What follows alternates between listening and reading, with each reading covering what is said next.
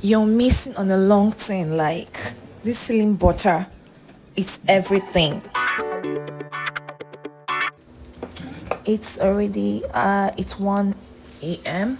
So I decided to make the healing butter, body butter this night because this is the only time I have that space to do it. So I'll be using my mango butter, my shea butter, my oil extract mixed with, I soaked in my lavender, sunflower oil, star anise, yes, those beautiful flowers, and banana for it to induce into the oil. So that's the black oil. I use grapeseed oil, I used a tea tree, and I used clove, but I didn't put it there. I didn't show you guys when I did that. So I did my shea butter first. Now I'm going in with my mango butter. Next will be my kokum butter. Yes, this butter is extremely healing. You have stretch marks, it will gradually fade it, moisturize and hydrate your skin. It doesn't clog the pores. Yes, it doesn't clog the pores at all. So I brought out the butters, the little amount I need. I did it 1:2:2.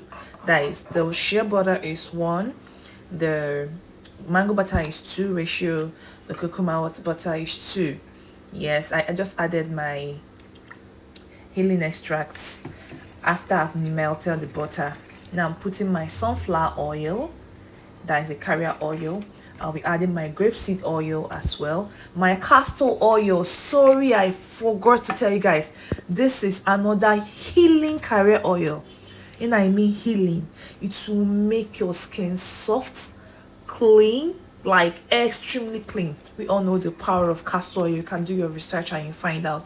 Grapeseed oil, and I added my tea tree essential oil. That's the last one you saw there.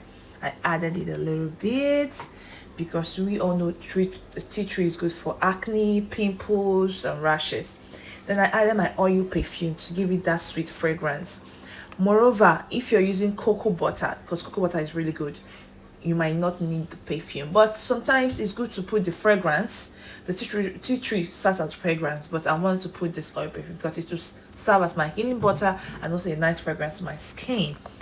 So if you want to whip, like now, so after the mixture, I kept it in the freezer to block the following day. So I'm about to whip it. You can whip it with your whipping machine, that's your whipping machine, the stick manually, or with your blender, which I did.